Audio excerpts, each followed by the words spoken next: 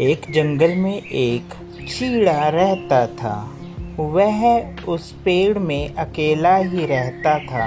अनाथ होने के कारण उसका कोई भी नहीं था और वह अकेला जंगल में घूमता, अपने लिए खाना इकट्ठा करता और अपने पेड़ पर आकर बैठ जाता। एक दिन चीड़ा पेड़ में अपने घोंसले में बैठकर आम खा रहा था।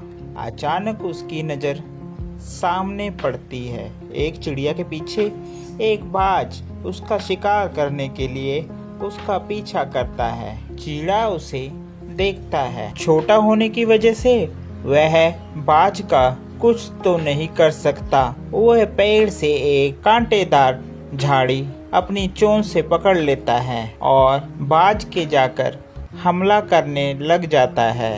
बाज चिड़िया को छोड़कर चीड़े के पीछे उसको मारने के लिए उसकी तरफ होता है तो चीड़ा तुरंत उस झाड़ियों से उसके सिर के ऊपर वार करता है। इतने में वहां पर चीड़े की मदद के लिए कौवे आ जाते हैं जो मिलकर बाज को भगाते हैं। बाज वहां से भाग जाता है। अरे चीड़ा, तुमने बहुत अच्छा किया इन सबको मारकर।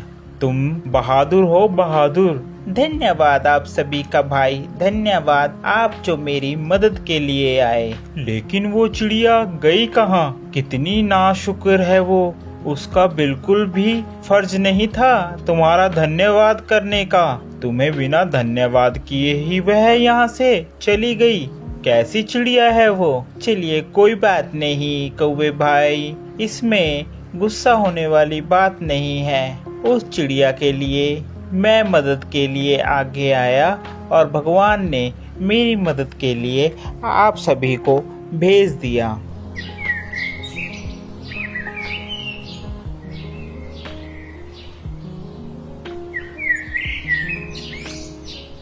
एक दिन चीड़ा अपने घोंसले में बैठा था।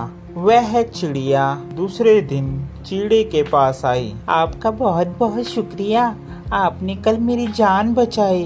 अरे कोई बात नहीं, कोई बात नहीं। आपके पैर में चोट लग रही है। जी, कल को मेरे पैर में चोट लग गई थी जिस कारण अब मुझे बहुत दर्द हो रहा है। चीड़ा उसके पैर पे मलहम पट्टी करता है और दवाई देता है। अच्छा, ये बात मैं पूछना भूल ही गया कि तुम्हारा नाम क्या है? आप अपना नाम बताएंगी? आपका नाम क्या है? मुझे प्यार से टुनटुनी कहते हैं। टुनटुनी चीड़े को शुक्रिया अदा करती है कि उसने उसकी जान बचाई। धीरे धीरे दोनों एक साथ घूमने जाते और एक साथ रहते। चीड़े ने चिड़िया को अपनी शादी के लिए प्रस्ताव दिया। क्या तुम मुझसे शादी करोगी? अरे सुनो टुनटुनी, मैं सोच रहा हूँ कि तुम्हारा भी इस जंगल में कोई नहीं है और मैं भी अनाथ हूँ। क्यों ना हम दोनों शादी कर लें? टुनटुनी चीड़े की बात मान जाती है और शादी के लिए हाँ कर देती है।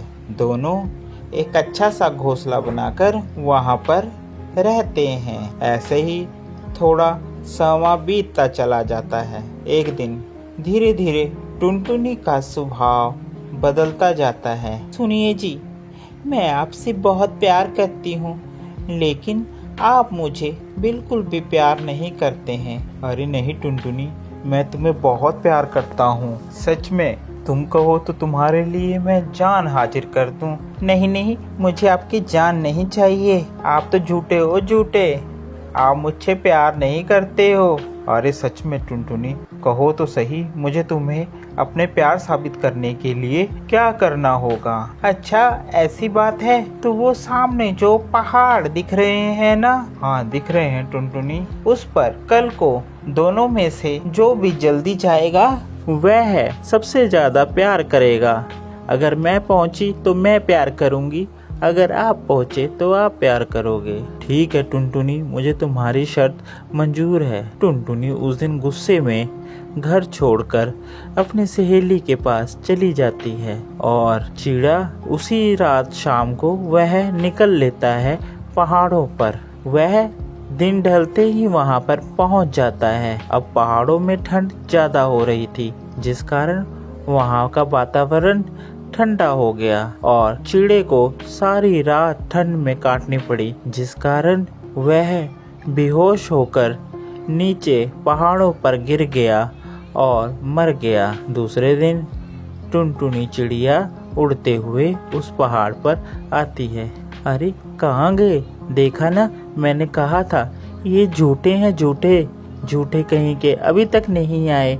मुझे इतनी देर हो गई इंतजार करते करते। इतने में वहाँ पर एक कौवा आता है। अरे टुनटुनी, अब तुम जिसका इंतजार कर रही हो अब वह कभी नहीं आएगा। हाँ मुझे पता है, वो झूठा है तभी तो नहीं आएगा।